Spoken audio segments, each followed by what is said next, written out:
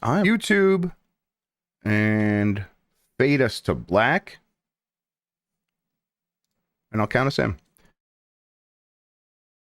All right, we are going live in 5, 4, 3. Yummy like a gummy bear.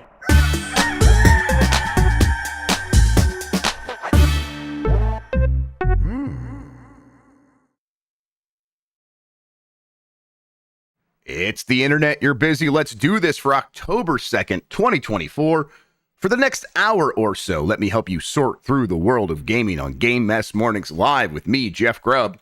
Today, Nintendo says you have a nice emulator here. Would be a shame if something happened to it. But first, please join me in welcoming today's co-host to Game Mess Mornings. It's Jason Fanelli, everybody. Jason, how are you doing? I am tired. Still getting over it. We had a family vacation in Walt Disney World last week. In fact, you reached out to see if I wanted to be on the show last week. Yep. While I was in line for Rise of the Resistance, I want to thank you for making that wait a little more palatable. Those wait times can be rough.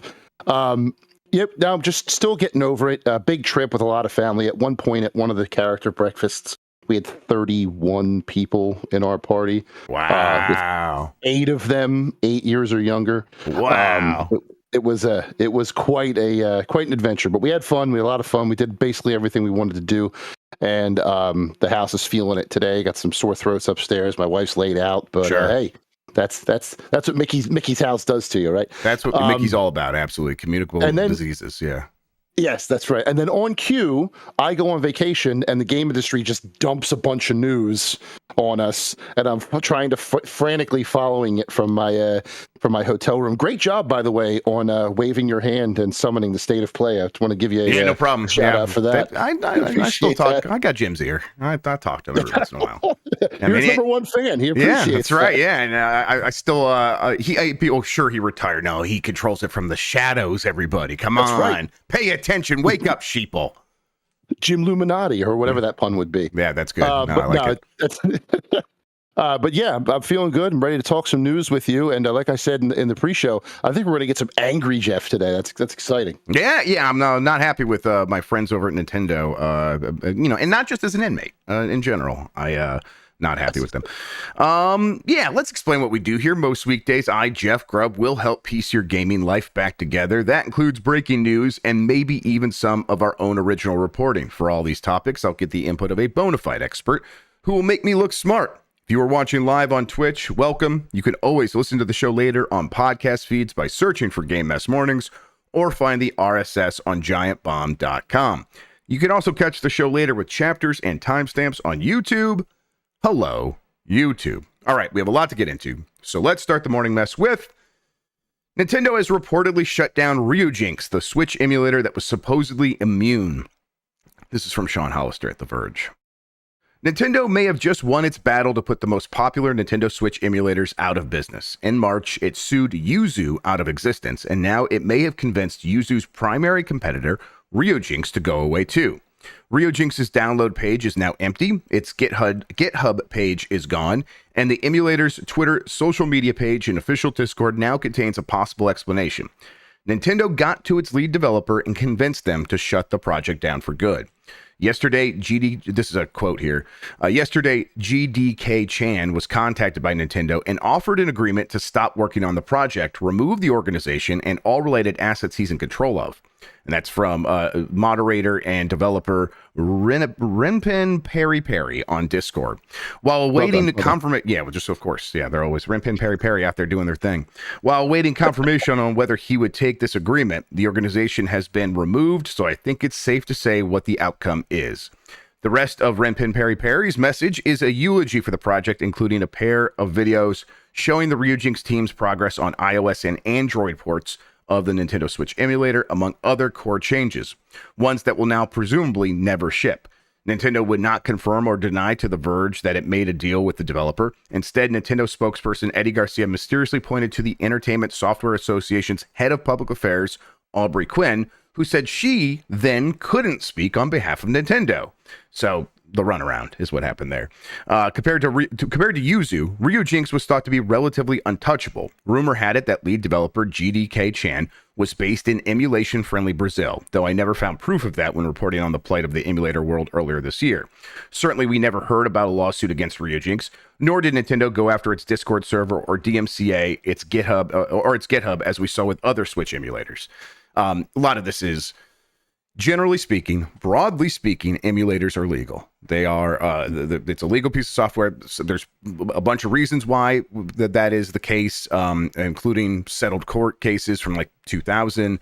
I think the thinking goes back to like when x86, when a bunch of computers were like, hey, when Windows is like, hey, we are IBM compatible, that sort of thing. I think a lot of the thinking goes all the way back to that in general. But broadly speaking, emulators are legal, which is why Nintendo didn't directly threaten to sue here. And honestly, it's why Nintendo didn't directly threaten to sue Yuzu about emulation.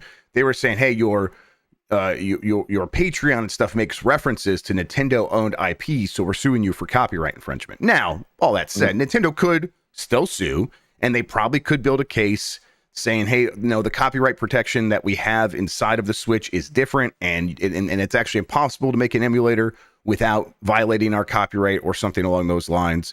That, there's new rules all the time that could be made into precedent in court. But broadly speaking, and the way Nintendo's behaving suggests that even Nintendo seems to think that emulators are legal, regardless of where GDK Chan lives.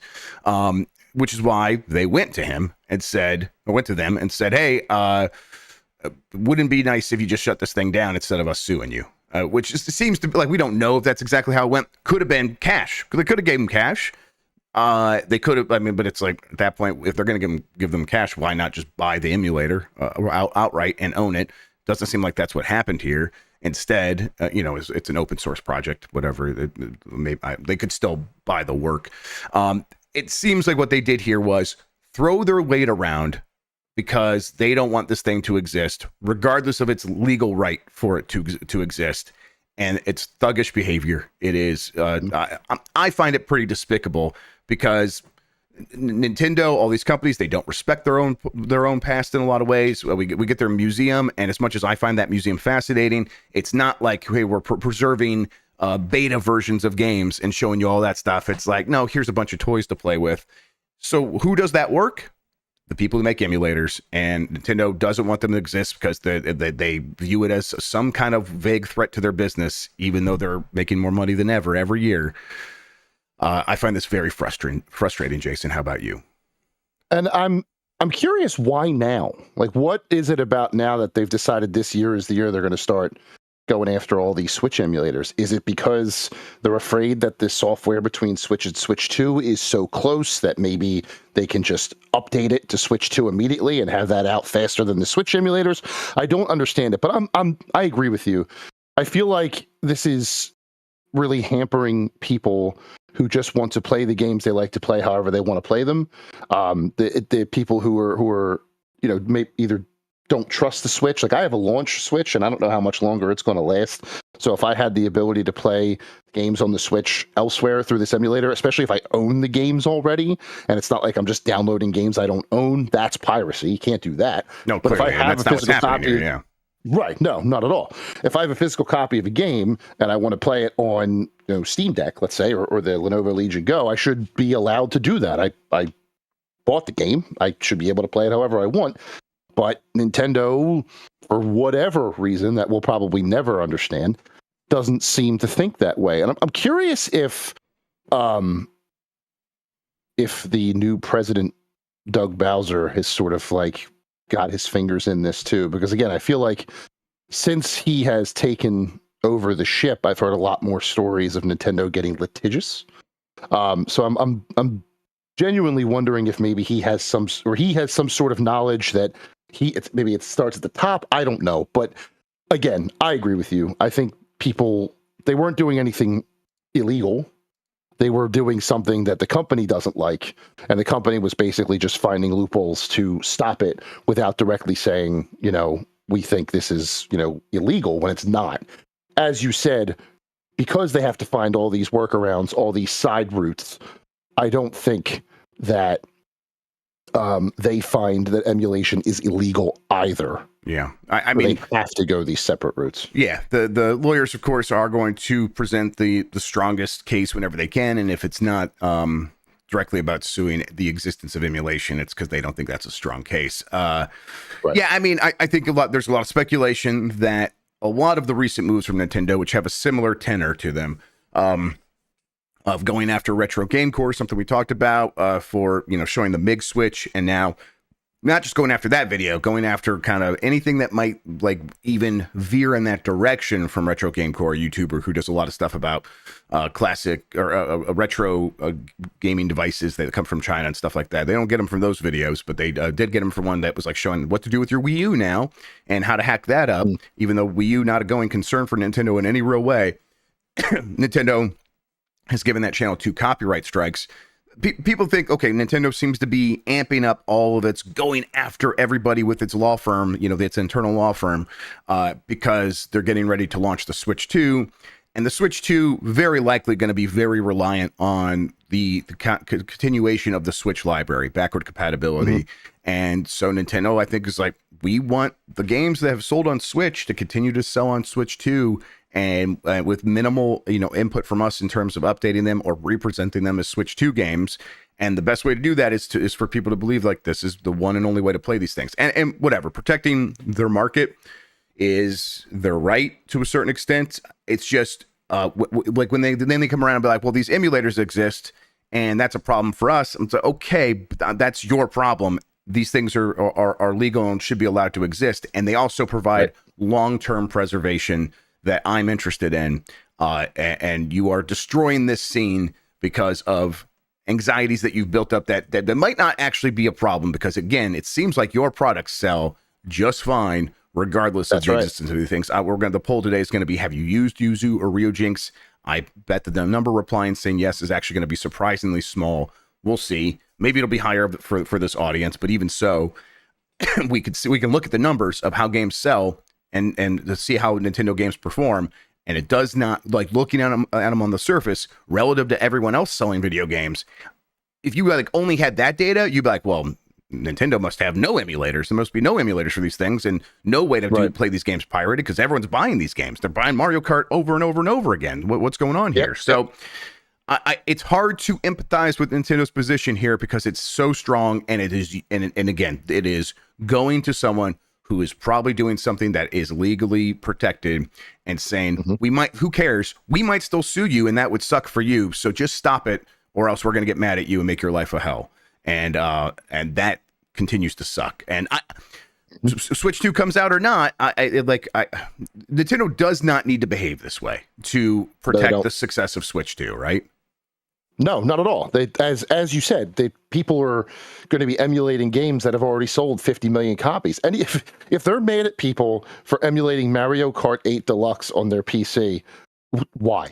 Like, how much is it worth? 1 or 2 more sales? Like, how much wringing of the wet towel are you doing here, or do you think you need to do? It becomes this more universal, like, line must go up philosophy that the world seems to have adopted now. Must always go up, when in reality, games like Animal Crossing and Mario Kart and Tears of the Kingdom and those games at the top of the list of the Switch sales chart are clearly not affected by the fact that people can emulate them, because people are still buying them. I come from this as someone who doesn't use emulators, not because I don't want to, but because most of the time I can't figure them out. But but that doesn't mean I don't think they should exist. Yep. Like, if that's how you want to play your game, it's how you should be able to play your game, especially, like I said earlier, if you have the physical game in your collection. Right. And there are laws against people downloading games that is DMCA violation. Even if you own the game, you can't download a game because you can't transfer stuff over the internet that is copyrighted. That is producing a copy of something that is specifically copyright infringement. But if you back up your own stuff, whatever. I recognize that people are using these things for piracy, and that is what they're worried about here. But again, that there are use the laws available to you to do something about that. And they've shut down a bunch of ROM sites, and they've had the ESRB going after like long running ROM compilation libraries. And so I also hate that, but whatever. I get that is their right, and that is you can't host a bunch of ROMs from Nintendo on the website without violating the law. And if Nintendo decides to come after you, well, there's not much we could do in that case. But it's like I thought we were respecting that, and so when it came to emulation, they would have to kind of let something go and be like, okay, well, we can't do anything about the emulator itself, but we can fight piracy. And I'm like, okay, I have accepted that. I know a lot of people don't love that. And I don't love it, but I've accepted that. Them crossing this line just feels like, okay, they must be trying to get super aggressive so they can kind of clear the landscape of any suggestion of, hey, maybe we should get together and start working on an emulator for Switch 2. I think that'll be a lot of people that might have thought that will be a lot more hesitant, at least the top of the line people who were very good at building Dolphin and then Simu and then Yuzu and Ryujinx. Those people have now been scared away largely, and I think it's exactly what Nintendo wants, is for them to clear the runway for the Switch 2 and reset the clock in such a hard way that that the creation of a Switch 2 emulator will take that much longer. Now, will it actually take that much longer? We'll see, because in all likelihood, it is going to be sort of a follow-up to the Switch hardware. It will be more powerful. It will be like a new generation. They will have to do some stuff to get Switch games to run on the Switch 2, because it will be so much more advanced and a different generation.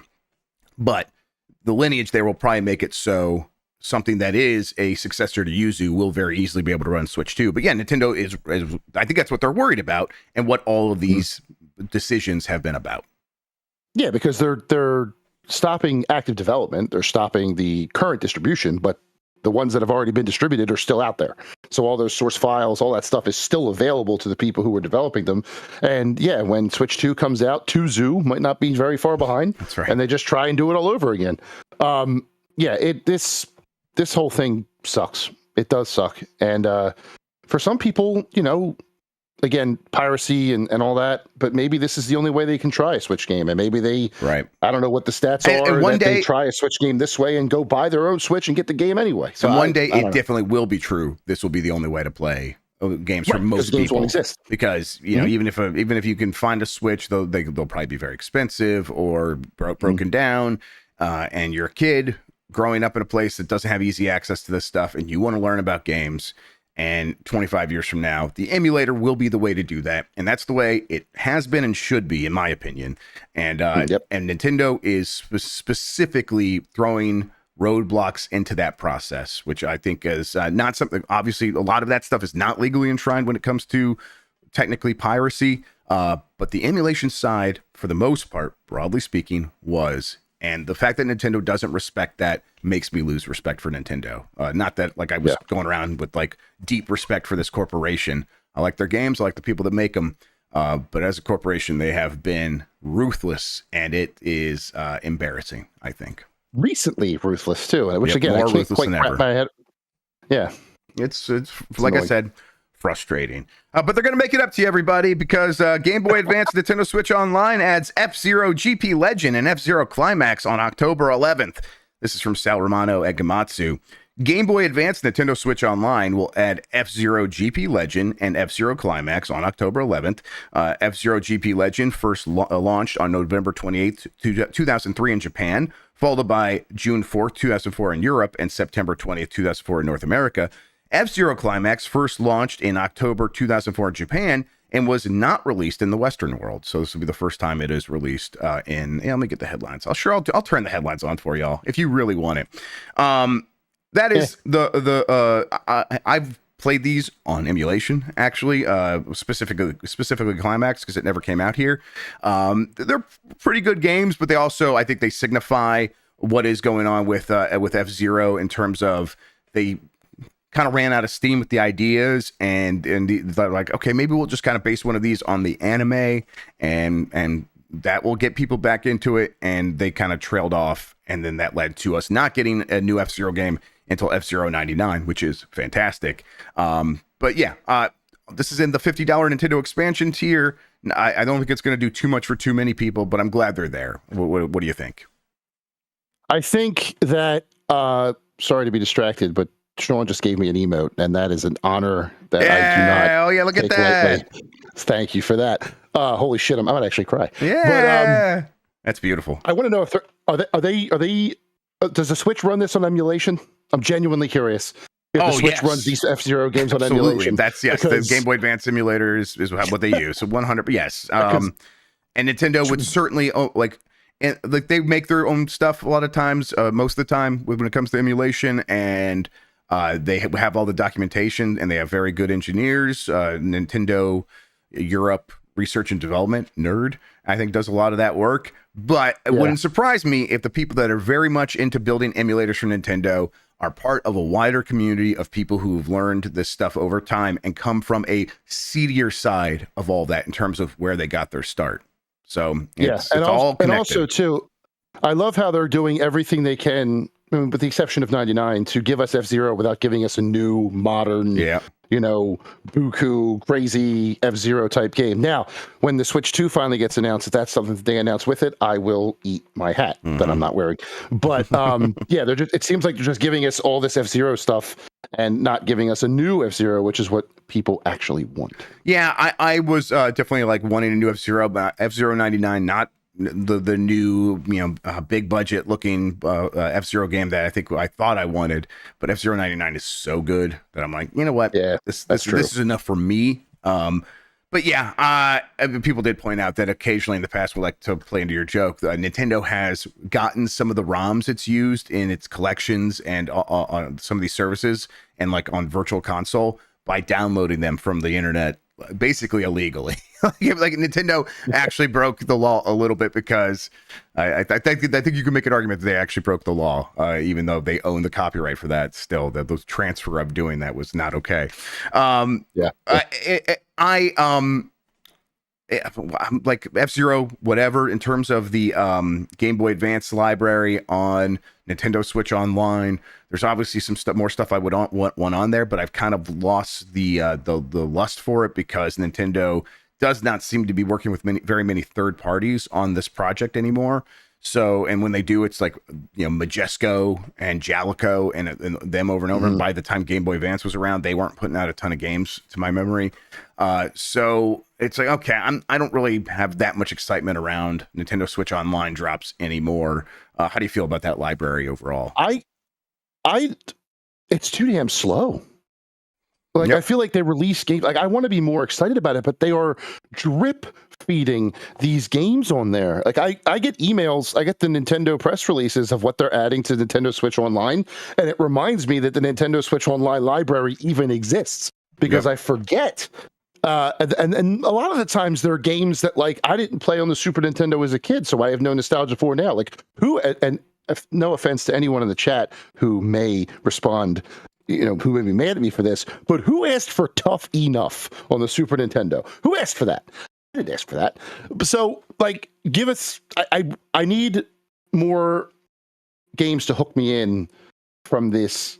Like, what, like the Wii Shop channel? I miss the Wii Shop channel so much, don't you? Oh yeah, for sure. Yes. Wii Shop Wednesdays. Absolutely. Wii Shop Wednesdays. That video. Yep. Welcome to Wii Shop Wednesdays in 2024, everyone. Like, I miss that. I miss just being able to go in and buy the retro game that I want, and then, if there was one that I hadn't played in a long time, I could just spend my Wii points on the card that I got from work, because I worked at a certain gaming related retailer for 5 years, and then went home and downloaded the stuff, and that was that. It was a good time. It was a good time. Now we are dependent, and once again they're controlling the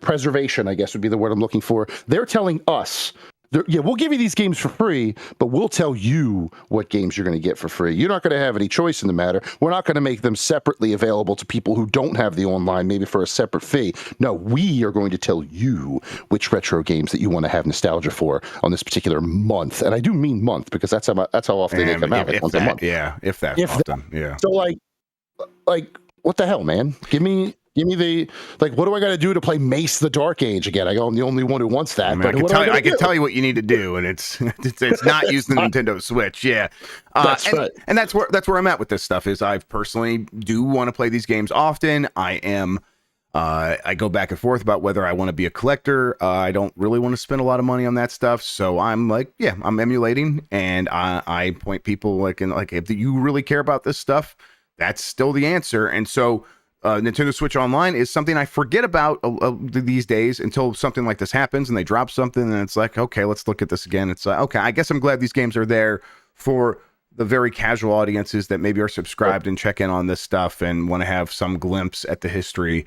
But if anyone does have a more robust taste than that for retro games, the Switch is not the answer, and it's exactly what you said. The drip feed, they are not working with a lot of third-party partners. There's a lot of obvious big omissions due to Nintendo not wanting to due to Nintendo not wanting to pay money to like Square Enix and all that. So I hope that part of this sort of sputtering out of Nintendo Switch Online is part of everything that it feels like you can attribute Nintendo's current situation to, and that is, well, once Switch 2 is around, they will reinvigorate this, and they will maybe settle down on all their lawsuits, but I'm not getting my hopes up, Jason. I don't know. What do you think? Neither am I, and I'm excited for the next drop to be from the veritable Nintendo developer LJN, because everybody loves those games. Of course, yeah. No, I don't.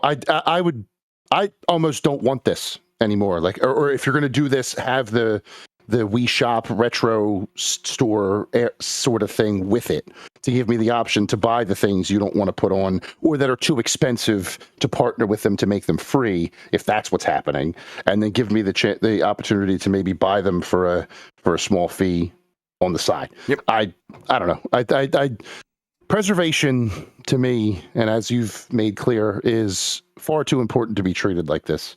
Yeah, both in the first story that we talked about and now this one, and I just it's depressing. Yeah, and that's where I'm like, we had the equilibrium before this of, okay, Nintendo, you're not going to be the ones I'm going to look to for this sort of preservation, just like all these other corporations. I don't think you're some outlier here. In fact, maybe you're on aggregate a little bit better than some of these other corporations when it comes to preserving your history. Whatever, it's still not good enough. So fine. We'll do it ourselves, and there's a community out there doing it themselves, and now Nintendo is running a wrecking ball through that, and it's it sucks. It sucks. It does. And I will. I mean, and for all this, hey, Ryujinx and Yuzu have been shut down. You're going to be able to find those emulators online. You could still find another Metroid 2 remake, something Nintendo shut down very quickly after it released. You could find that online and stuff. That there's ways to continue to find these things. They just go underground. If they get updated, it's by entirely new teams. There's forks of all these projects.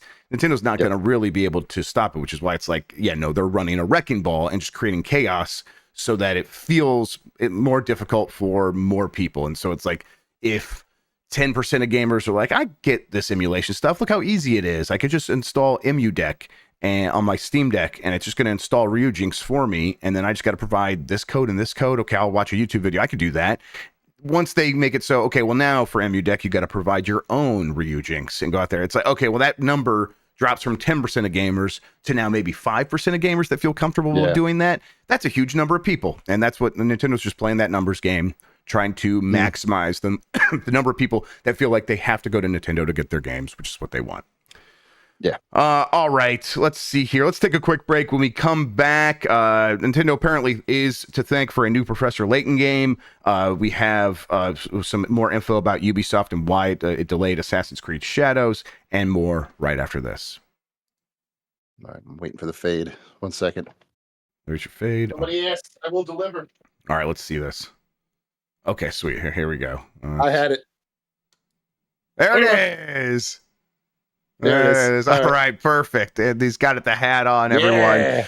Welcome back to the show.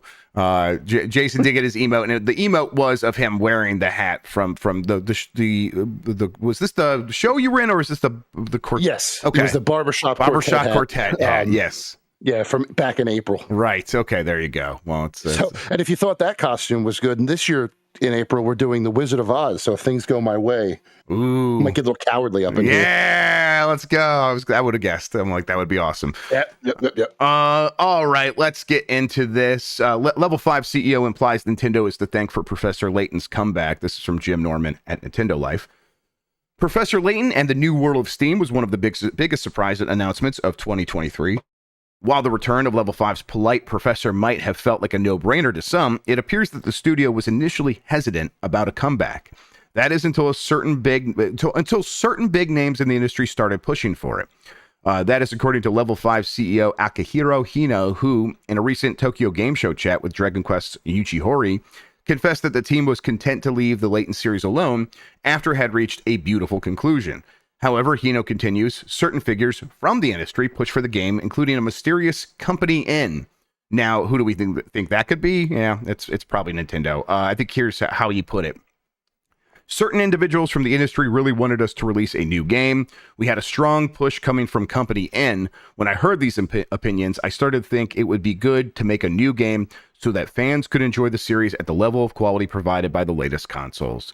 And it's, after seeing that trailer for Professor Layton and the New World of Steam, it really does feel like they're taking advantage of having more power and kind of making it look like a modern game in a lot of ways, especially in terms of the quality of the animations and all that stuff. And it just looks robust compared to the DS games. And I would have been fine with, here's something that looks exactly like the DS games, but now it's on Switch. And it seems like they're doing a lot more than that. So very cool. I'm a big Professor Layton fan. I like those games a lot. I was excited about this. So I'm glad it's making a return. I do wonder, it's like, why does Nintendo want it back? Like, I mean, maybe they just like it too. I don't know. It's interesting. What do you think?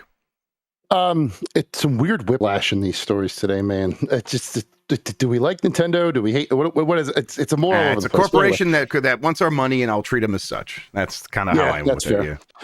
But no, I am with you on this. I think that these games still have a place, and I think that Company N here, the obvious Captain N, let's call them, may have been so pushy for it because there was a time back when they first came out that Professor Layton was like synonymous with the DS. Yes, definitely. Right? They were part of that touch generation. Yeah.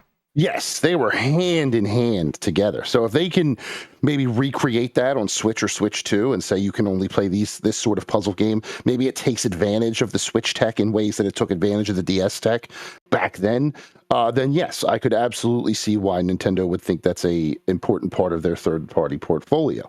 I am also a huge fan. The third game, Unwound Future, I think is the name of it.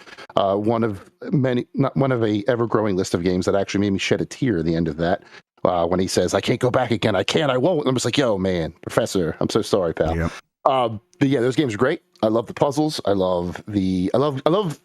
It's just as fun to watch the story play out as it is to gather the puzzles. Like when you go through and you see that you missed one, and I'm like, "Oh, shit, where is this puzzle?" Yep. And then you scan every single, and you're just tapping away and making sure that you find every puzzle. I love that part of it too, the collection part of it. And yeah, I think there's definitely still a place. If Hino here needed someone to talk him up with Professor Layton, he didn't need a company to do it. He could have just came to me. Yeah, I would buy every single one of them. Professor Layton versus Phoenix Wright, let's not forget, was a phenomenal crossover. Talk about something that needs a remaster. Both of those games coming together in a way that represented both of them very well need that to come out. But anyway, back on Professor Layton. Yeah, I think there's a place for it. Yeah, I think that. I was going to say, I think there's a place for it, and I think what probably happened here is if I start thinking about the timeline, and like where Nintendo was at when this game probably started, it was midway through the Switch, and I think around that time Nintendo was like, okay, we've had a lot of growth, we sold a lot of Switches, and we want to keep that going. What can we do? And around that time, Nintendo was looking around, and be like, maybe we should broaden the appeal, try to make more stuff for women and older gamers again, to a certain extent, like we did with the in the past. And where did we have success with that?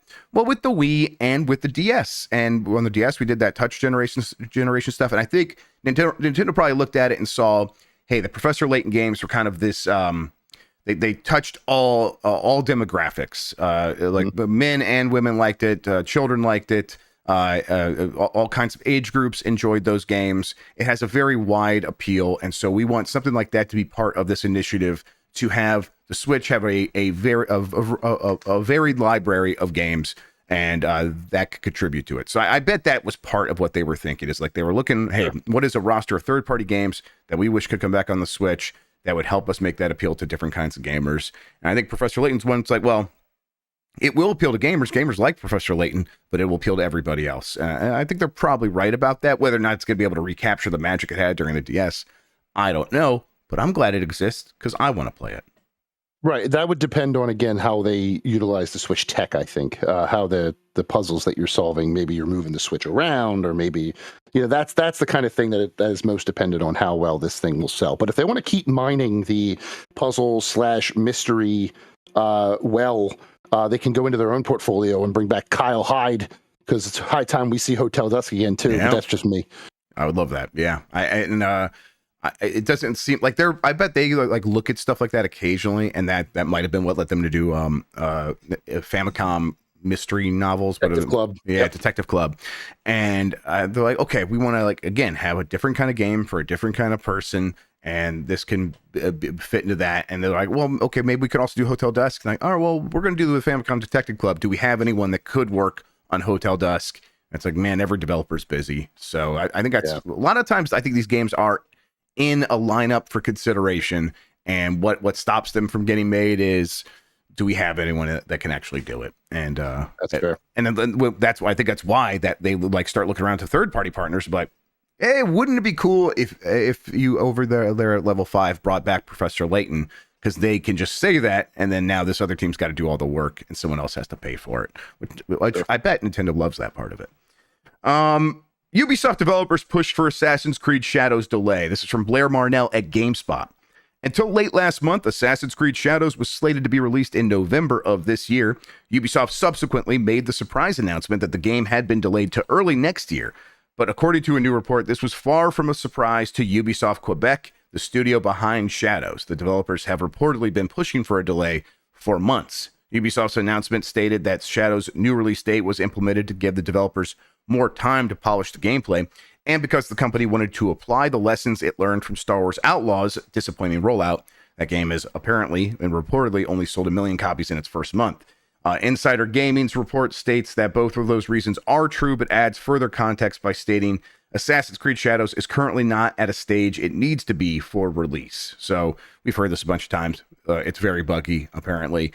And the people working on it know that better than anyone, and we're asking for more time. I think they just don't want to be in another embarrassing situation where Assassin's Creed becomes the poster child for here is a GIF of a face not loading, and and a couple more months should be able to help with that. It's definitely something we've seen and heard before, that a couple more months can get these bugs squashed. Talked to Jason Schreier on Bombcast yesterday, double check. I'm like, that's true, right? When you talk to developers, like, yeah, it's enough time for that sort of thing. Although notably the game's still in this fiscal year before March, so they do want to still get it out when they can put it on this year's top line to help out that bottom line when they make that report in June or whatever.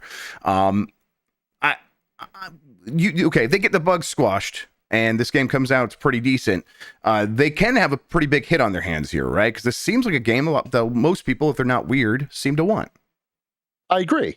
Most people who are not weird want to play this game. Yeah. I am one of them. I've wanted Assassin's Creed Japan forever. I am weird, but not that weird. That's right. Here's the problem. They have another problem. February 2025 is loaded. Mm-hmm. It's absolutely bonkers loaded. So do they push it again a month to March to kind of clear the way? Since they've already pushed it once, you push it one more time for some final bug squashing or bug testing, and then get it out in March instead. I don't know how loaded March is right now. It could be just as busy, and I'm just not remembering. I mean, a lot of people will still be feeling the brunt of paying a lot of money in February for multiple games that they want. So it's not like March is going to be that much better. Yeah, but you have to wonder how many people are going to be choosing. I mean, Assassin's Creed is a legacy franchise in this day and age. It does have a lot of dedicated fans, so maybe it could stick out. But I worry about that. It's a be careful what you wish for situation. You got it.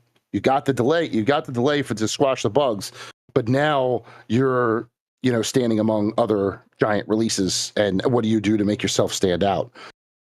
And that, I think, is their biggest challenge now. If they're confident in their game and they get the bugs squashed, and they think they can make Valentine's Day work, power to them. I would love to see it come out on Valentine's Day, pun absolutely intended. Mm-hmm. But I don't know. Yeah. I don't know. I'm more worried about the timing of the release now than I am about the bugs being squashed, because, as you said, this is enough time to be able to do that. it's worrying for this particular game. Yeah, I think this is something Jason said yesterday as well, and it's definitely something I think we've heard before in other like kind of whispery reports that this game's set internally. They're pretty happy with the quality. They think they have a pretty good game here, and again, I feels ripe and primed for this game to take off if they can just nail the basics, kind of have some a handful of fun new things, and then the setting and the characters crush it, which I think it could. And again, we know that there's the weirdos that will try to throw a spoke into the wheels, and they've seemed to successfully have done that a couple of times this year, or maybe just like they are alongside some other stuff that is causing some of these games to crash and burn, like Star Wars Outlaws, for example. And I think there's probably that's way more complicated than just some people who are weird about that one. I think it, Ubisoft needs they need a win, right? They need a W real bad. If this one doesn't work out, things are looking grimmer for that company than ever. Mm-hmm. And this is like one of their flagship, if not the flagship franchises they have now. So if their top of the line AAA franchise, the one that they've hung their hat on since Assassin's Creed 2, let's say, comes out and does not perform commercially or critically, they might not be able to hold off those takeovers for much longer. You know what I mean? So yep, and it's even though the board of directors, which launched a investigation into the company, and even though many of them are part of the Guillemot family, it is they will do everything they can to stand in the way of true change, which may be Yves Guillemot stepping down and that family stepping back. But it's still a publicly traded company. There will still be pressure from investors, and it feels like a lot of that stuff's coming to a head. And what it feels like, it's like a dam about to break. Is this family has stood in the way of investors requesting change for a long time, and now the pressure is built up to a point where they might not be able to stop it, and change might come sweeping through that company. And who steps in that can like wield this massive entity with all of these studios around the world and can truly understand that? That's something where I've always pointed to, like, for all their problems, and there are many of them, Yves Guillemot seems to understand how this publisher works as a giant beast with a studio in Singapore and multiple studios in Canada and multiple studios in France and the rest of Europe, and how to get them to work in concert. And there's value to that, which is why they've been able to stay in power at that publisher for so long. And then if that changes, boy, can Ubisoft even really survive? And even if it does, what does it look like on the other side? Is it familiar to what we've had for 20, 30, 40 years now? Maybe not. No, maybe it's Xbox's next big acquisition. Oh boy. Yeah, God, I hope not. All right. Canceled Halo Battle Royale details reportedly leaked online. This is from Dennis Patrick at GameRanks. Plenty of hype surrounds the Halo IP, despite some players not being thrilled by the last couple of releases. Halo Infinite's a good game, everybody. Just go play it. It's fun. It's hopeful that the next game will deliver another thrilling release. However, while we wait for the details about where 343 Industries is taking the game franchise next, a new leak has emerged highlighting the canceled Battle Royale game mode for Halo Infinite. Thanks to Insider Gaming, we're finding out that a YouTube channel posted a video highlighting some new details. Rebs Gaming, which is kind of like a Halo channel, does a lot of stuff on Halo and several other games, but a lot of Halo stuff. Rebs Gaming posted a video that credits a source familiar with the project and what Project Tatanka would have featured. For those unaware, Project Tatanka was the name given in development for the Battle Royale experience. This is the one, if people remember, that was being made really quickly after Halo Infinite came out. It was being made by a different studio, and it was being made reportedly in Unreal Engine, and it was in the works for a while, and then it got canceled. It's noted that this game mode would have tied to the campaign narrative, where players would land on the map in ODST drop pods. Yeah, that makes sense. There would have been a few fragments for players to battle within, each featuring biomes and cannons to launch players over onto the fragments of the map. When players were not actively battling each other, objectives could be completed to unlock items and shields. It was also stated that once players were downed, they would become an AI bubble that could be revived. Additionally, a variety of vehicles would be dropped on the map for players to fight over. However, after some time, 343 Industries decided to rework the game mode into something else, converting the name from Project Tatanka to Project Eckert. That project was also eventually scrapped sometime last year in 2023, so 343 Industries could focus on the next full real Halo installment. I would have liked to have seen a Halo Battle Royale, but for me, it was like I played Halo Infinite. I was on that map. It was an open world game that I was having a pretty okay time with. I thought the grappling hook and the movement was fun, and getting into skirmishes, it's like, oh, I get to play little games of Halo inside of this open world map. That's great for me. And then as you're going through the map, you can kind of see like, they could just have a battle royale in this place. That'd be cool. And then you find out like, well, no, they're not going to do that. There's another team making the battle royale in a different engine that won't be using this map. It's like, oh, okay. Well, I get still wanting to do that, but is the appetite by the time you get done doing all that? Like, if the Battle Royale mode had been ready to go very soon as part of the hype for Halo Infinite, it made a lot of sense to me. As a project coming much later that is going to be a separate install as part of the Halo Infinite launcher or whatever, it made a little bit less sense. And as time went on, it made even less sense. And I can see how they're like, let's just try some stuff here. Okay, this is not working. We need to go back and rethink Halo entirely. And now that's where they're at. Kind of tracks to me. What do you think? No, I agree 100%. I think now the Battle Royale genre is basically settled at this rate. Some people might try and do something different with it. But if you're on console, you're playing Fortnite. And if you're on mobile, you're playing PUBG Mobile or even Garena Free Fire. That's it. Yep. Those are the three Battle Royales. It has been decided, in my opinion. I'm ready to call it. So the fact that they were cognizant enough to call it and focus on the next Halo, and let's talk about a franchise that needs a refresh. Holy moly. That's smart. I do think that's smart of them. Shout out to Project Tatanka and whoever the early to mid 90s professional wrestling fan was that named that. I do appreciate that one. I like the idea of like jumping from different biomes and having different battles in each one, but then that's not a battle royale anymore. Battle Royale is the open map that constricts into one place and forces everyone into a final showdown. But it doesn't sound like, it sounds like they were trying to reinvent a wheel that was still being invented. Yeah. And that's why it kind of fell off and is now not coming. Yeah, I think this was a smart decision, like a cognizant decision of 343. Again, if there was ever a IP that needs a refresh in the gaming sector, it is Halo. And honestly, if they went the God of War route and just did a single player narrative experience with, and then had the Halo multiplayer on the side or as its own thing, like Call of Duty, I think that's the strongest way to do this. Because Halo 2, Halo 3, even Halo 4 to an extent, and the original Halo, those stories were still fun. It's after like Halo 5 and things went way off the rails. But like playing through those campaigns was just as fun to me as playing multiplayer. Yeah. And now that we're starting to realize that single player games can still be very successful with Baldur's Gate and Astro Bot, different genres, of course, but still single player focused. I'm hoping that there's a renewed focus on the Halo single player experience that can balance with the multiplayer like it used to, or else the Halo is, Master Chief just might be someone who pops up in other games from time to time. So you could say, hey, remember Halo? Yeah. I did not say nude focus. Renewed focus. Chat loves to hear what they want to hear. They'll do that every time to you. Yeah, I think that I thought Halo Infinite was really close to having the open world stuff work. I think on its own, I would have given the open world single player campaign a 4 out of 5. I thought it was a fun sandbox. And then the multiplayer was a 5 out of 5 fun. Like the amount of fun to actually play that mode was 5 out of 5 to me. That regardless of how they supported it after that point, I know that's how we judge these things at this point. That's just not that's not the world I come from. So I grew up in a different world playing games that just came out and were those games. And it's like, do I enjoy playing this? Yes or no? Yes. Hey, that's not only that, I think it's awesome and a really good time and the best Halo shooter I've ever enjoyed. So for me, it was easy 5 out of 5.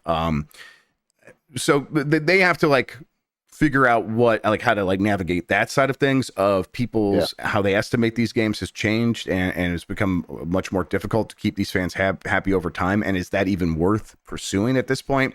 I don't know. And then on the single player side of things, I think you got to come back with a really strong take on the mix of, hey, I think you go back, use that open world kind of idea again, do more of that. Just make sure when it turns back into that corridor shooter at the end, it's way more interesting than it was. That was definitely the thing that dragged it down. And if that means some new ideas, take us some ideas from some of the other, like, you know, we'll look at what what Titanfall 2 was doing. You don't have to like ape that stuff, but kind of take Halo's a perspective on some of these ideas and apply that to your shooter campaign. And there's definitely a world for that, for a new Halo to come out every 5 years still, I think, you know, 5 to 7 years. But we'll see. And I think they are right to abandon the Battle Royale. Because as you said, like even like beyond Call of Duty, you know, the Warzone and PUBG on mobile, and even PUBG is still massive on PC to a certain extent. Fortnite, Apex Legends is massive. It's not growing, but it's massive. These things have taken all the oxygen out of the room, so they're not going to be able to make that space work for them. And we don't. People joked in chat, we don't need the Halo extraction shooter, right? We don't need them chasing the next trend just so they could do the same thing and cancel that as well. No, back to basics. God of War did it, and those games are great. Halo could do the same and just bring that, you know, early to mid 2000s franchise back into prominence as well. It just needs to have a strong story, which again, Halo 5 and at the end of Halo Infinite didn't really have. So that's right. All right. The Metal Gear Solid Delta Snake Eater producer has apologized to me specifically and said, this is from Carly Garcia at GameRakes, apologizing for a lack of a release date. According to Twitter user Genki, Noriaki Akamura, the producer of Metal Gear Solid Delta Snake Eater, is apologizing to fans for the game's lack of a concrete release date.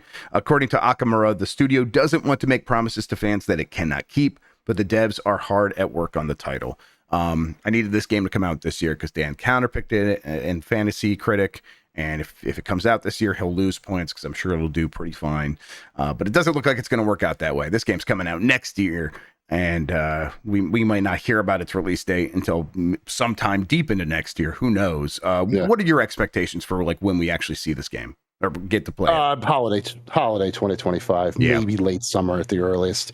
Of course, they could come out tomorrow and say, "Hey, it's coming out in February," just like everything else. But no, I think this is going to be a fiscal year 2026 release, and I think part of them knew that it always was going to be. Or 2025, excuse me. I don't think they ever, like they said coming this year, but I don't think they ever meant that. Like, they definitely said it kind of out of one side of their mouth and was like maybe out of the other side. Yeah, it's coming this year, we promise. And then no, but that's fine.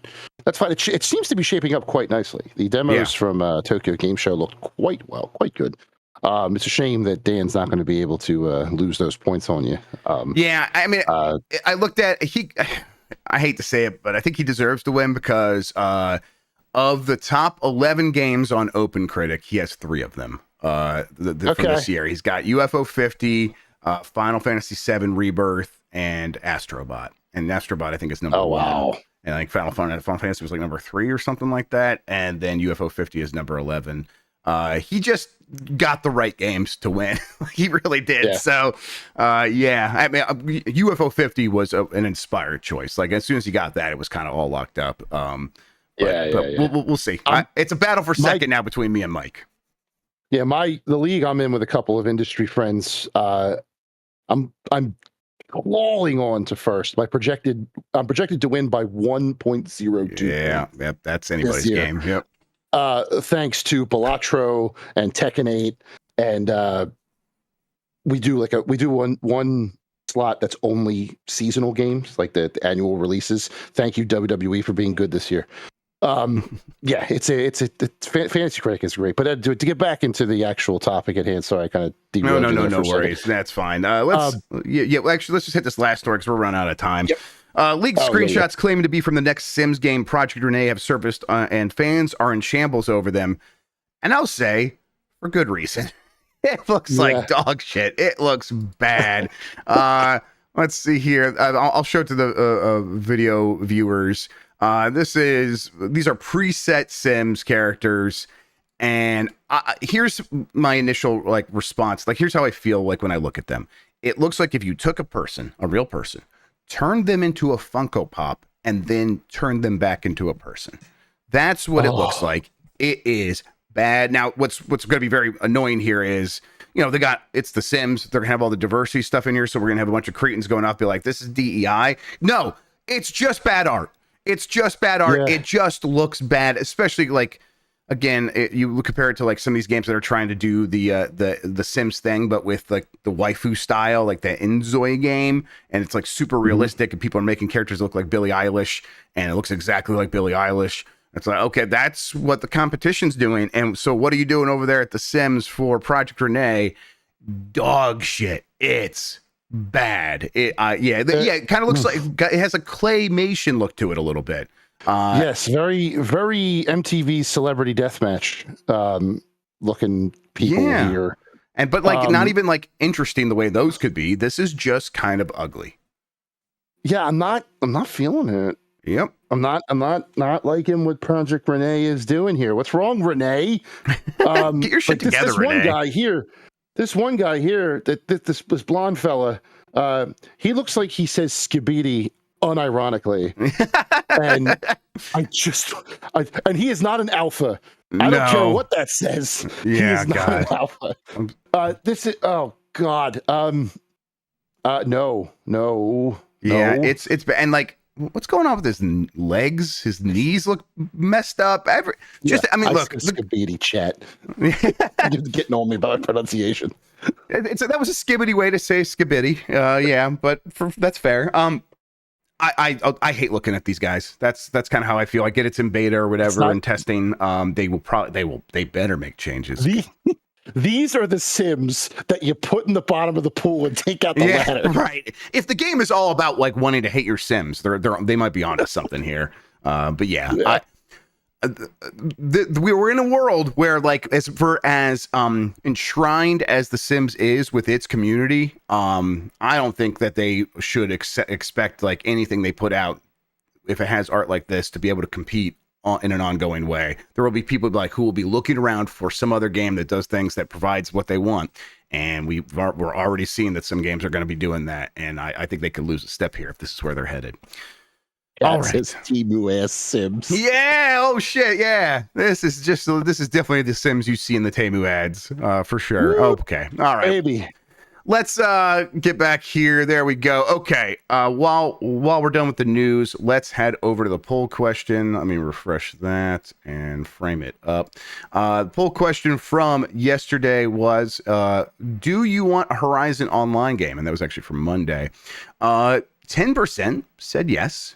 90% said no, thank you. I do not want Horizon Online. And I think when we talked about this, when we ran this poll question, I said I think if they get around 15% saying yes, that is something they can easily work with. Now, we haven't seen the game. Maybe by the time it comes out, it's like they can build up some excitement that doesn't exist in this moment. But when you just say the words, all right, Horizon Online, 1 out of 10 people are like, yes, I want that. And the rest just say no, just flat out no. I think it's a rough place to start from. And they're spending a lot of money making this game. Seems like it could be a problem. I don't know. What do you think, Jason? But like, what are they? Is it going to be Ark? Like, I'm trying to figure out what Horizon Online is. Like, is it something like Ark, where you have these, this open world survival, big monster stuff like that? Is it an MMO? Right. In this world, that could be interesting. The different tribes and alliances and stuff like that with these big monsters, that could be interesting. People in chat are saying it'd be like Monster Hunter, yeah. That's another potential idea as well. But does that have to? I mean, I guess Monster Hunter is online now, so I used to always think of that as a single player or couch co-op game, but it is online now. It's huge online. It's huge online. So Monster Hunter does make sense if you have these really beefed mechanical monsters, but again, you're just aping other things. What is other than the world that it's set in, what is the original idea that you're bringing to these genres? Yep. That, to me, is the biggest, that's what they need to prove to me that they can do. Yeah. Or else I would just play the game that's already out. I love Horizon's world. I love the concept. I love the Zero Dawn. What Zero Dawn means in that universe, I found fascinating. And I love, to a point, I like how Forbidden West built on that. But I don't know. Unless there's a lore reason to have this always online game, that it contributes to the lore in some way, I don't think you can do anything original with the actual gameplay of it. Yeah. Unless there's some mechanic that they've come up with that I can't think of. Probably not. I think they're probably going to go for. I think people are right for Monster Hunter. I think you kind of make it run like a Phantasy Star Online. You know, you get your crew of 4 together who goes out and runs monster hunting things. You're going to go get the big dino bot guys and have a good time with that. Is that something that can sustain a massive sort of live service game in these days, the way that it seems like they need this game to be that thing? I doubt it. I think that's why the concerns remain around it. And I think most fans of Horizon will be like, okay, maybe I'll check this out. But what I'm really looking for is the next real Horizon game. And I don't think they're going to be able to do much about that perception of that this isn't the real Horizon game, which is, and the way the money they're putting into it, it's like, no, it better be the real Horizon game because it's very expensive and that whole team is working on it. Yeah, you left us on a big cliffhanger. Can you get rid of that, please, before you start talking about how you're going to expand the world? I should feel like read the wiki. I feel like that fixing that cliffhanger and then ending the trilogy is a better way to build a online than. Yeah, I think it's out of order. Yep, and Fallout 76, like that could be the kind of situation they're looking at here. Sure. Even Elder Scrolls Online. We've seen these things work and then not work, and then eventually get to a point where people do like them.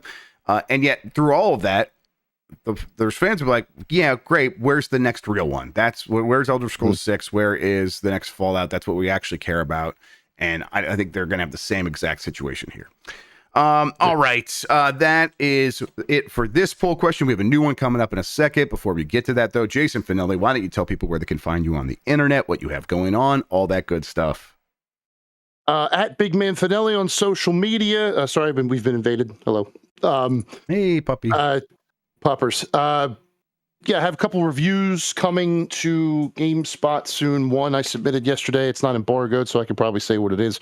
Mortal Kombat 1 Chaos Reigns. That came out while I was in Disney World. Reviewed it for GameSpot there. That's all I'll say about that.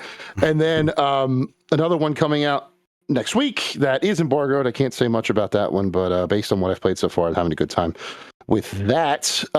Have a few other things in the pot. One that goes all the way back to Evo that I'm still working on. That'll be exciting when that finally comes out. A lot of interviews to transcribe them and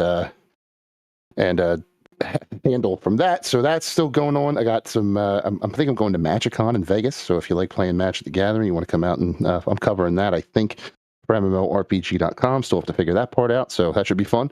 But yeah, that's me. Follow me to see games, tabletop, the occasional dog and child, pro wrestling, and a bunch of random nonsense. I'm really good at that. But yep, that's what I'm doing. What you got going on, Jeff? Yeah. Well, first we got the new poll question. Have you ever used Ryujinx or Yuzu? Yes, no, or I don't know what those are. That'll be the poll question. We'll get the results of that on Game Mess Mornings here on Giant Bomb tomorrow. Speaking of Giant Bomb, what's up? Infrastructure Week continues. Hey, we've done that it. Started at Gamescom, right? That's right. Big Build Bomb Better, everybody. We got we should make the shirts, actually. So we have the shirts now. We don't, but we should make Infrastructure Week shirts. Skyblocks in Minecraft today. And then Jan wrote here, fingies crossed. So we think we should be able to get that working, no problem. But we got a bunch of other stuff we can run if for some reason that doesn't work. And then the Blight Club finale today. And we're calling it the finale to put extra pressure on Mike. Oh, he's just what he needs. He's right there. He's right there. After that masterclass in driving we saw. I'm trying to I'll save it for the show, but I'm like, can we remember the sequence of events? Because it's like he was in a building, the building fell over. He got out of the building by going through the garage, and then he drove down the road, was in the park, went into that bathroom.